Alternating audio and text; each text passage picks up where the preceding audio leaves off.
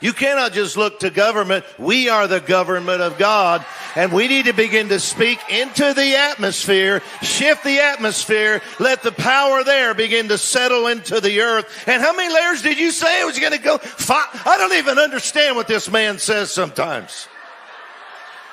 But I've been with him enough to know he's an accurate prophet. So I'm going to say the word of the Lord and what you decree is going to go 5 layers into the ground.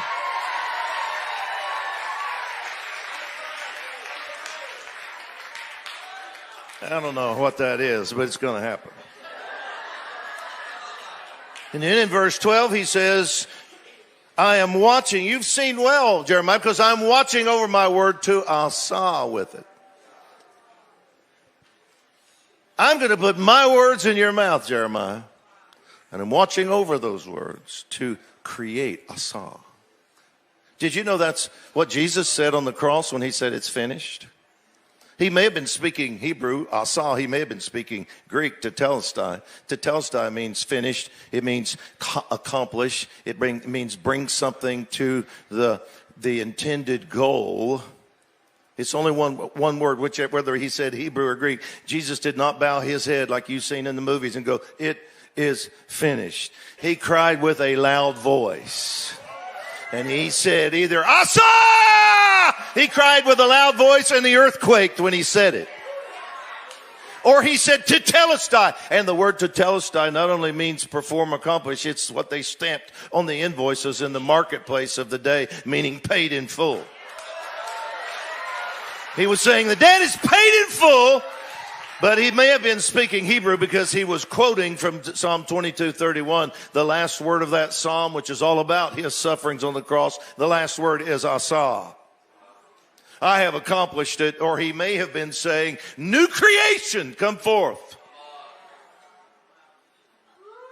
Because asa means to create.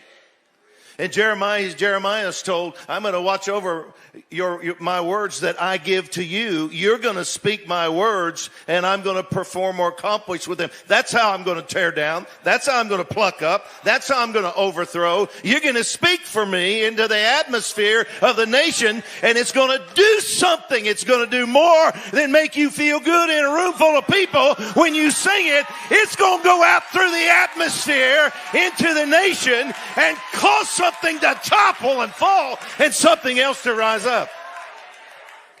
That's a good word. I feel like I'm getting close to being able to spit on the front row. I'm so into this right now.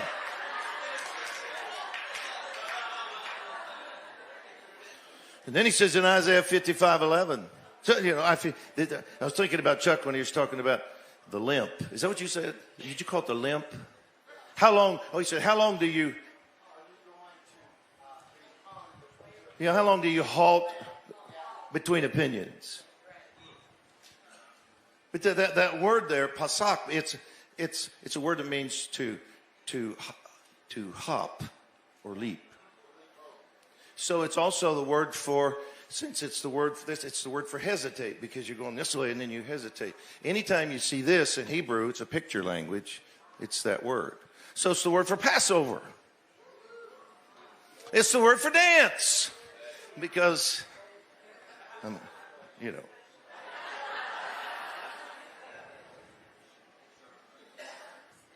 So Elijah says, how long are you going to limp between opinions? You should be dancing the dance of Passover, Israel.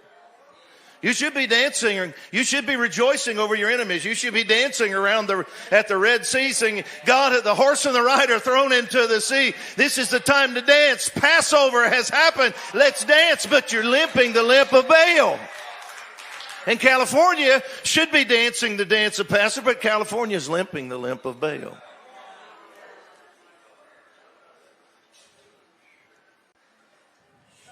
Isaiah 55:11. I love this verse.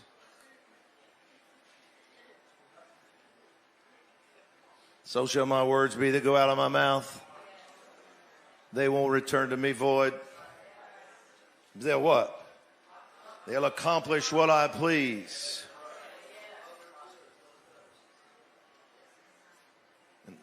succeed in what I sent them to do.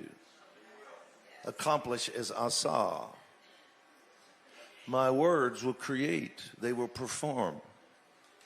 How are you going to get this done, caller? Is there a program that's good enough that we could launch here today that could change this nation or this state? Is there a good enough idea that we could implement and get enough brochures or drop this or that or knock on enough doors or get the right person in office somehow or overthrow those that aren't good? Is there something we could initiate here today that could get this done? How are you supposed to do what we're saying to you right now?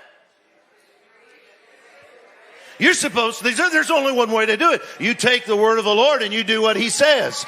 And Judah begins to sing and worship. And once you go this way enough up as priestly intercessors and worshipers, sooner or later, you're sitting right there at the throne and you're not going this way anymore. You're speaking down this way. And you start prophesying into the atmosphere. And you say, this is what the king says. This is what Yahweh says. And when you do that, he says, my words, they won't return to me void. They will create something.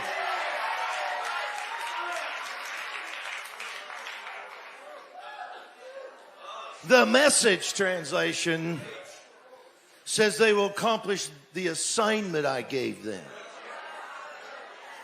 When he speaks prophetically or through his word, he says, my words have assignments on them.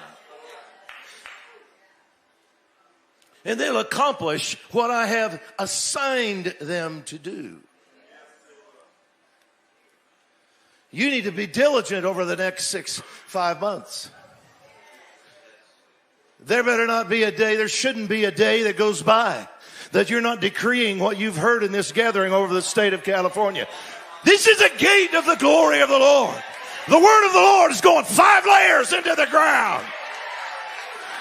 Breakthrough is coming by March. You better be saying this. I'm telling you, you need to get these recordings. You need to write them down, and you need to be saying it every day. When you drive through your neighborhood, you need to be saying, the glory of God's coming to my neighborhood. When you're at work, you need to be saying, healing rooms are coming into businesses. God's about to pour out extraordinary miracles that's going to awaken a state and a region and a nation. That's what you need to be saying. Because when you say that, into the atmosphere they go. No word spoken by God through you. Through you. Every scripture I've read, he said, my word is this and this and this.